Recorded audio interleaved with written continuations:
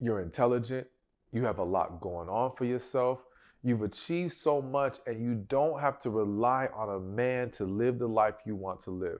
However, dating has been hard for you. Relationships have not played out the way you desire. And the question becomes, why is it so hard for successful women to find love? So, one, let's get this out of the way. I know what most of you will say and believe. These men can't handle a successful woman. These men are not men enough. They're not strong enough. And they are simply intimidated by a woman's success. Now, listen, I'm not going to sit here and lie to you and act like there aren't men out there who are insecure. I'm not going to act like there aren't men out there who, yes, they are simply intimidated by your accomplishments because it shines a light on their lack of accomplishment and the fact that they have not reached a certain level of life that they can provide for you in that way. And the reality is that because men, whether by hearing it in society or seeing it in their own lives or whatever, a lot of men believe or have come to the understanding that an ability to provide for your woman is a huge deal. And women, especially if she's a desirable woman, are going to hold men to a high standard in that regard. And now, so when he understands that, and to see you have so much and him have so little, yes, it can cause him to be insecure regardless of what you're doing. All right. And there are some men out there who have already determined for themselves that they want to get to a certain place in life before they allow themselves to be in a relationship, before they can feel good enough or feel proud about where they are. All right. And be in a position to live the life that they want to live as well. So again, that does exist, but that is not the real issue in most cases. All right. There's so much more to why successful women are having a hard time finding love or keeping a man, so to speak. Now, also to address the keeping a man, I know that the mentality out there is you can't keep a man who doesn't want to be kept. Absolutely. However, that doesn't mean women or men in any aspect of a relationship is absolved of their responsibility in how they pour into their partner or what they're bringing to the table in regards to creating a successful relationship. There are still things you can do to, yes, lose a partner. It is possible. We can't act like someone leaving us, man or woman, is just, oh, that's just on them. No, we have to take inventory or evaluate what could we be doing better? What are some things that we are overlooking? But it isn't just in an instance or in one situation where you can't keep someone, so quote unquote, or lose someone that we have to say, okay, there's a huge issue on your end. It's mainly when this is a pattern. All right. So again, I keep mentioning men and women, but let's keep the focus on women because that's what this video is about, successful women. And so when you see a pattern of failed relationships, when you see a pattern of men not sticking around, when you see a pattern of men not being willing to commit to anything serious, then yes, you do have to look in the mirror, not to beat yourself up, not to take on any negative mindsets of why or something's wrong with me, so to speak, but to evaluate in a way to self-improve in order to get better results. All right, plain and simple. So as we move forward in this conversation, please understand that yes, I'm going to shed a light on you as the woman and what you need to be mindful of on your end, because simply telling you that men can't handle you, men are intimidated, men this, that, and the other does not help you get better results. Like, we're hearing this narrative, and again, I'm not dismissing it, but I am saying, what value does that give the woman who isn't seeing the results she desires?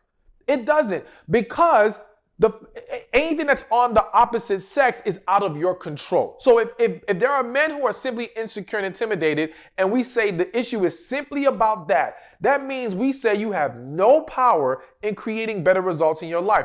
I simply don't believe that. I don't care if I'm talking to you about success in the financial department, success with your health, spiritually, whatever aspect of life there is, you have to understand that you do have power to create better results. But yes, it may take a lot of work. It takes a lot of being humble, all right, and being willing to hold ourselves accountable. And so we can't shy away from that and try to just dismiss the notion that there are things on our end that we're overlooking. So let's get more into this, all right? Why successful women are having a hard time keeping a man. So the first thing I feel the need to talk about with this issue, a lot of women who are successful are not truly happy with where they are in life. All right, let's start there. And it's important to start there because if you're not happy, that's going to contribute to you exuding an energy that's going to work against you. All right. So what I have found in sitting down with so many women is that they're not truly happy with the job that they do. They're not happy in their career, so to speak. They are happy with the lifestyle it affords them. They are happy with the fact that they can claim these accomplishments, but their heart is not tied to their work. That work does not speak to their heart. It doesn't truly fulfill them. So what you have is a dynamic where she has to now go into this world, whether it's as an entrepreneur or working in corporate America or whatever, go to this job and try to put on a face like everything's all good, but deep inside, she's not happy with the work that she does. And ideally, deep inside, for a lot of women, what they would love, if they're going to be honest with you, is that, or you being honest with yourself, is that they would love to be able to have a situation where they can have a man they can trust and rely on who does well enough that they can take care of them, and they're able to now pour their heart into family, kids, household. It doesn't mean they wouldn't want to do some things here and there, but there's a difference between doing what you love without the pressure of having to make money to pay bills and so on and so forth, versus this is what I have to do to make sure I can fend for myself, I can pay these bills, I can live this life, all right? That brings a level of pressure and attachment to careers and work that, again, doesn't speak to that woman's heart. Now, why is this important in regards to keeping a man? Because now you have this successful woman who has to navigate this world, navigate this lifestyle that doesn't speak to her heart. And now when she comes to the man or gets in these relationships or in these dating processes, again, her energy is not what she thinks it is.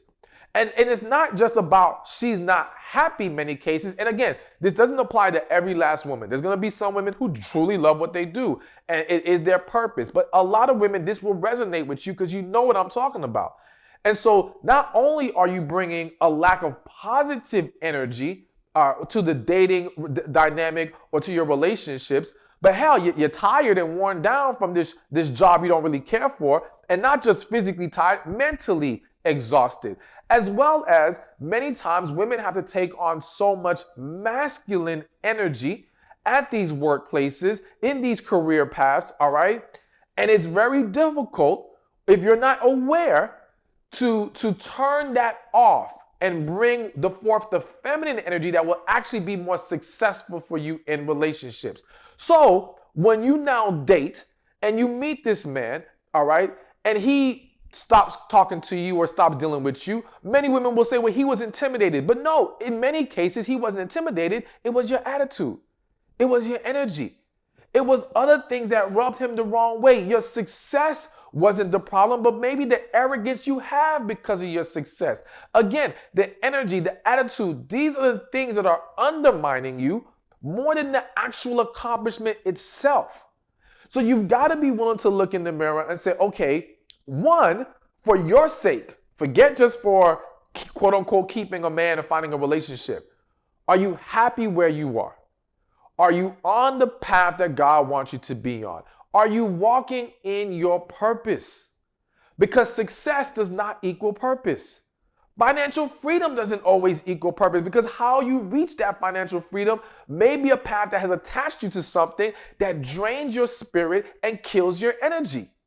So what good is that? To me, true success starts with some happiness, not just with how much money we make. Are you even happy? All right. Now, granted, we all know we can't stop all the stress and negativity that comes at us in life. And no matter what path we choose, we're going to deal with some level of it. But again, it's important when we can say, I know I'm where I belong. I'm truly happy, or I'm fulfilled here. I know this is not what I can walk away from. And for some of you, the reality may be that you've always felt like your purpose was to be a mother, to raise a family, to be there for your husband. And unfortunately, society has said, wrong, you can't do that no more. What's wrong with you? They speak down on women who want to be housewives. And listen, I'm not here to tell you whether you need to be a housewife or a career woman. I'm here to tell you, find your happiness, find your purpose, find your peace. Whichever path that is, go there. Do not allow society to push you into either one. Do not allow friends and family to push you into either one. And do not allow money, as hard as that may be, I know, because, well, we live in a world that needs money when we want to handle things and live life and be secure. But be mindful of the sacrifice you're making in that. Because again, it does have a direct impact on your ability to receive the right relationship, maintain it, and be successful in it. So you got to really get a hold of making sure you are where you belong. And regardless, you've got to be more aware of the energy that you're bringing to the table, because that masculine energy is a huge deterrent. Now, here's another reason why the masculine and negative energy is a huge deterrent. And this kind of goes into number 2, so to speak, of why successful women struggle to keep a man. Because successful women typically want quote unquote alpha men, quote unquote high value men. I don't care what label you want to put on it. You want a man that has his stuff together. And in most cases, the successful woman wants a man who she views either at her equal level or higher. All right. Of course, there's exceptions to every rule.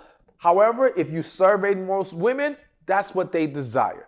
And unfortunately, well, I don't know if I want to say unfortunately, but the reality is that as you become, you go higher up in your success as a woman, the pool of men who qualify as equal or higher shrinks.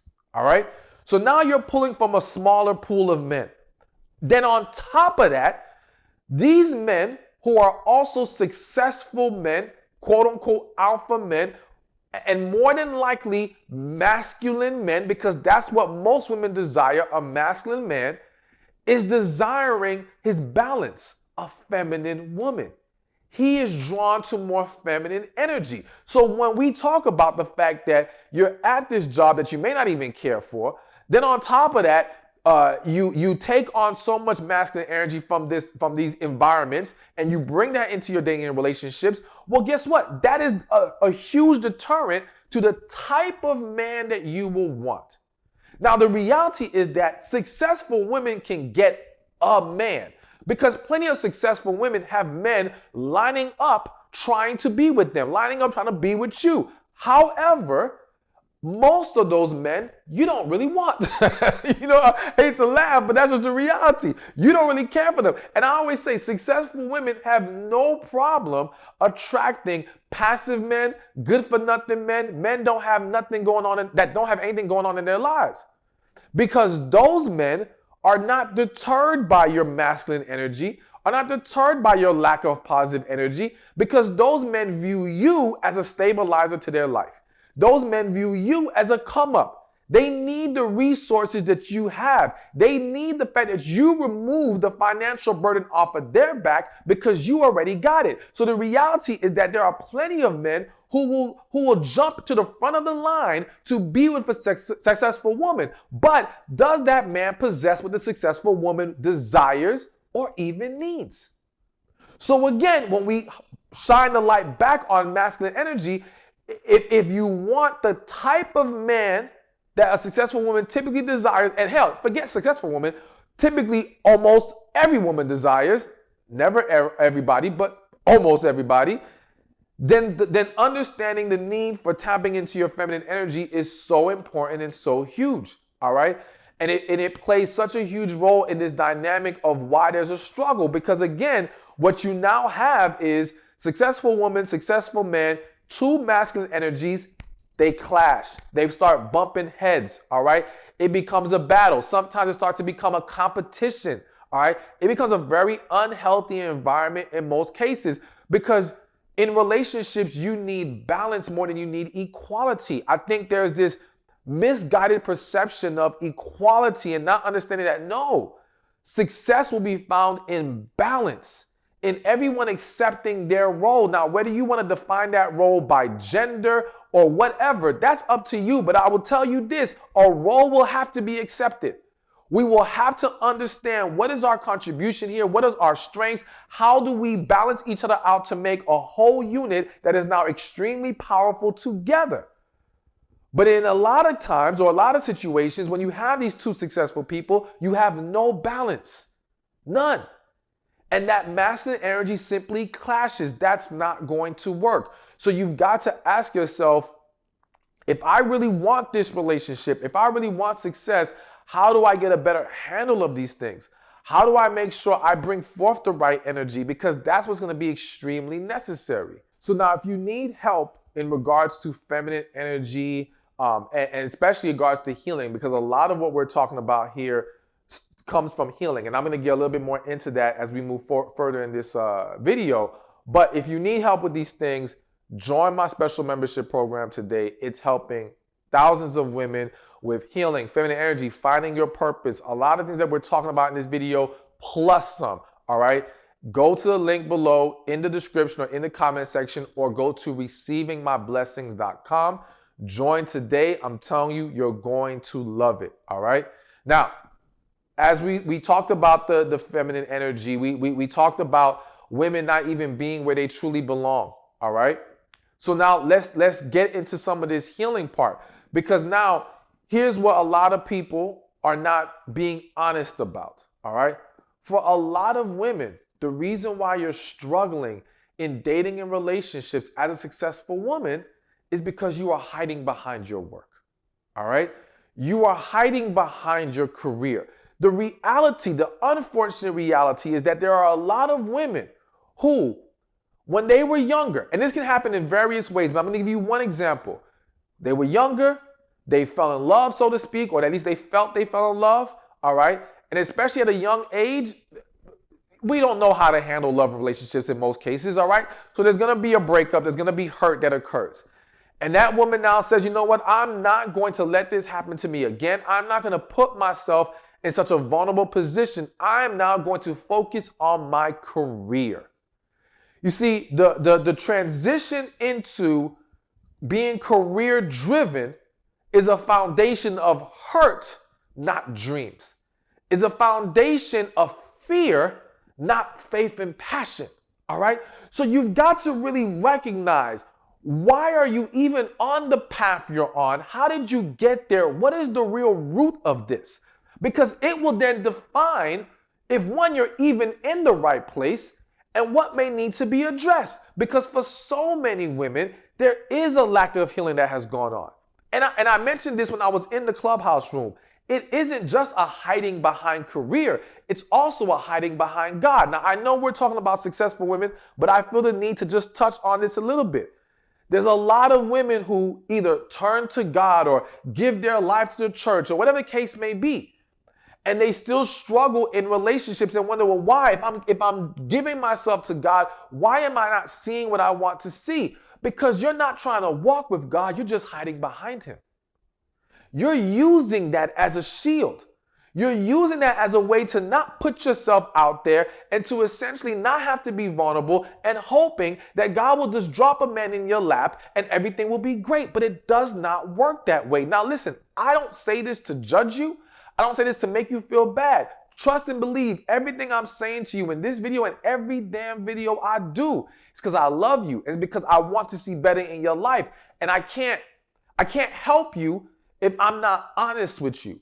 I cannot help you if I don't shed light on all the different aspects that may be ignored, that again, because of ignoring it, is only continuing the negative cycle. It's only keeping you away from receiving the blessings that are for you. So I had to mention that, but let's shift that back to, again, hiding behind your career. And one more thing, some women hide behind their kids. Some women have had children and now they bury themselves in their child as a way to not have to put themselves out there for love and relationships. But then you can't do that and say, well, why am I not receiving love and relationship? Why am I not receiving success in that area? Because you are hiding rather than working and preparing. And so if you are hiding behind your work, or if you have used career as your shield because of what you've been through, you've got to assess that and then say, okay, let me take a step back and do some healing. Let's get to the root of these issues. Because again, there's nothing wrong with you having genuine passions, genuine dreams, genuine purpose. But what I'm trying to convey here is many of you it's not genuine. It's not. And because it's not, it's throwing everything off balance. Yes, you may have achieved a certain lifestyle you desire, but the other things in your life that you truly desire, that speak to your heart, is not where it needs to be. So you got to take a deeper look. You got to be willing to heal. Like I said, join the membership. Also, check out the book, Love After Heartbreak. But either way, be willing to go on that journey. And hell, go see a therapist, a coach. Therapy is good, all right? Mind you, you got to make sure you look for the right one who's going to actually help assist you in healing, not coping. Too many people are going to a helping professional, whether that be coach, therapist, whatever, and they're simply having venting sessions, all right? And they're not actually getting healing. They're just learning how to manage and cope. That does not address the issue properly, and that does not resolve it. So you've got to make sure that there is a process that's going to take you through actually healing, flushing out that negative energy, getting past the fears, and being able to walk more in faith, positive energy, love, all these things, all right? Because again, this is what's causing so many problems in these relationships. Now, let's go a little deeper, or let's look at some other stuff here. Another reason why successful women have a hard time keeping a man is because they prioritize career over relationship. Now, I know some of y'all might be thinking, well, oh, hell nah. Like, why should I prioritize this man or this relationship, especially if he's not your husband yet, over your career? Granted, he ain't your husband. You're not obligated to. But you've got to understand that if we're going to get to marriage, if that is your desire, then there has to be a proper balance found. You cannot simply expect that he fit into your life at your convenience because you're a woman with a career and with stuff going on.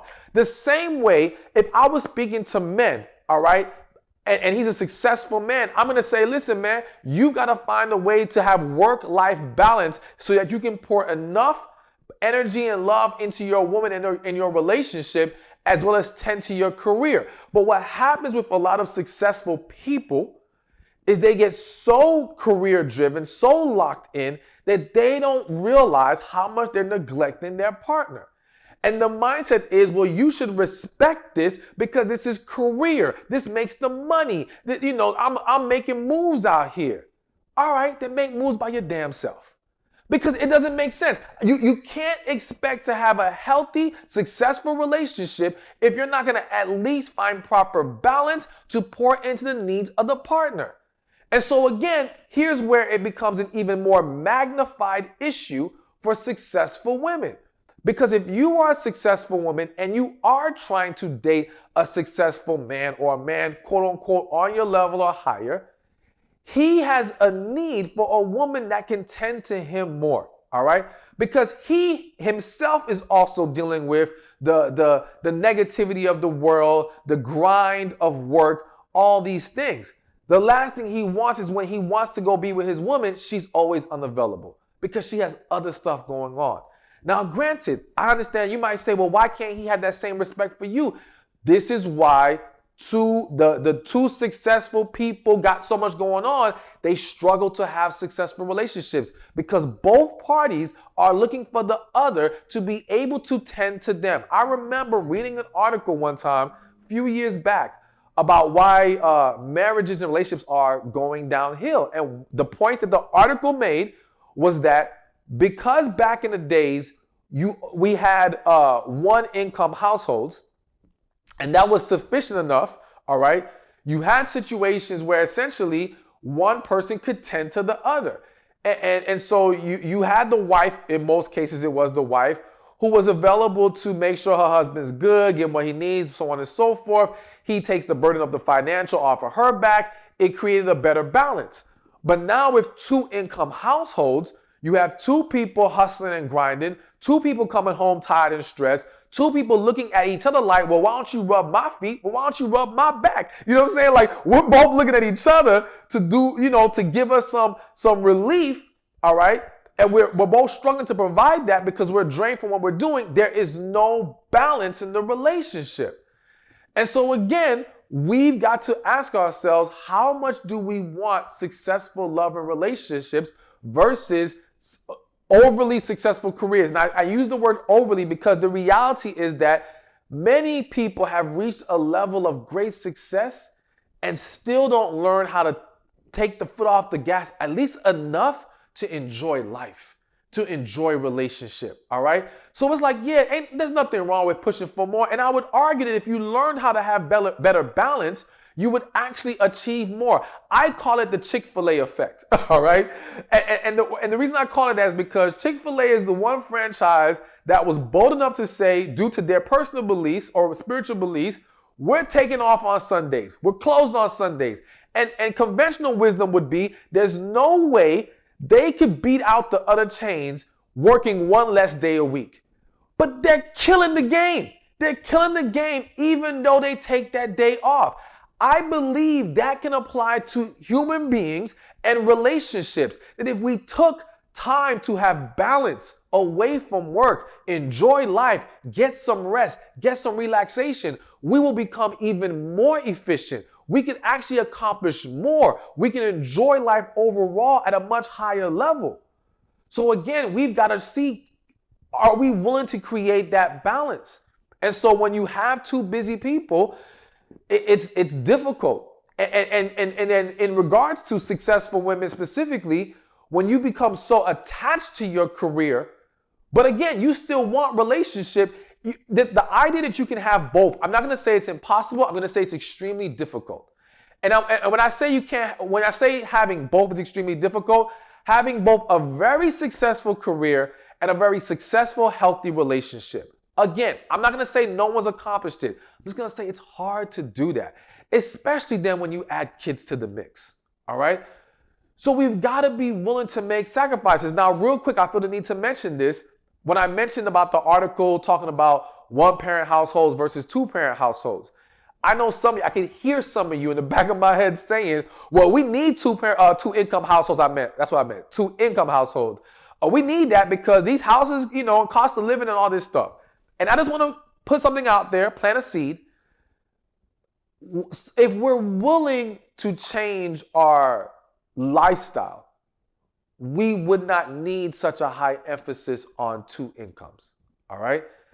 And I think also if we would prepare for that lifestyle, we wouldn't need as much as two incomes. And worst case scenario, we could set ourselves up for at least later on eliminating having to have two incomes. So what I mean by that is this. This is just a random example I'm going to give.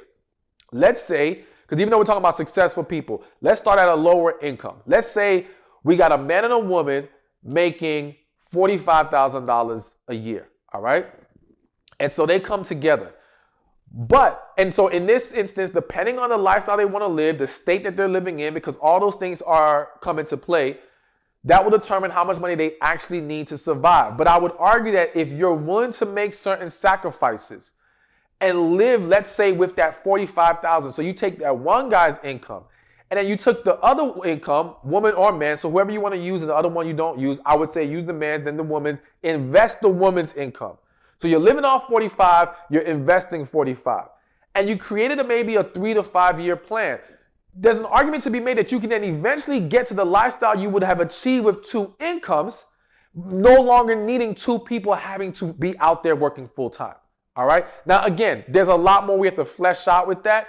I'm just throwing that out there to simply say that what I have seen is that what's really shackling people to this idea of we need these two incomes is an unwillingness to sacrifice a certain kind of lifestyle, at least at the moment, in the beginning of this relationship. All right. It doesn't mean we'll have to always live this way.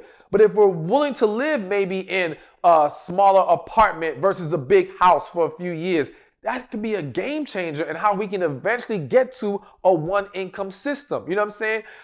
If we're willing to drive average cars, we don't need to take a trip every year right now. We'll get there, but right now we make some adjustments because we're prioritizing healthy home versus just money and lifestyle. Because how many times do we need to see people with tons of money miserable as hell? Depressed as hell. I'm not going to sit here and say money don't help. I'm just saying it doesn't solve it all. But what more amazing thing could there be than two people who genuinely love each other, have an amazing relationship, and they can eventually have that lifestyle as well. But just for right now, we make some sacrifice. So we're going to leave that to the side for a second. But getting back to this is, again, the successful woman many times is looking for a man that's going to be convenient to what her schedule currently is. And depending on the type of man you want to be with, and which we already acknowledged is typically another successful man, all right, it's not going to work that well, all right? It's going to be very difficult. And so we have to reevaluate what's more important in those situations. Now, listen, this was a lot, all right? This was a whole lot. And again, if you're looking for more help, please join the membership program, sign up, click the link, receivingmyblessings.com. But listen, again, I firmly believe that as a successful woman, you can have the amazing relationship you desire, but you've got to start to look at what may need to change or be adjusted. Everything I said to you today was to help. And as I say to you in my books and in previous videos, if any of this doesn't sit well with you, makes you feel some kind of way, pray about it. Talk to God about it. But I assure you that I give you this information with the one goal to help you get what you desire and you deserve. I want you to be happy. I want you to have it all. And you can have it all. So be willing to do the work, be willing to make the adjustments, and be willing to trust God as you move forward. Hey, thank you for watching this video. Be sure to check this one out right here, and I'll see you there. A high quality woman deserves a high quality man. So if you're that woman, and I believe you are, then continue to watch because I'm going to explain to you the habits or traits that high quality men are attracted to.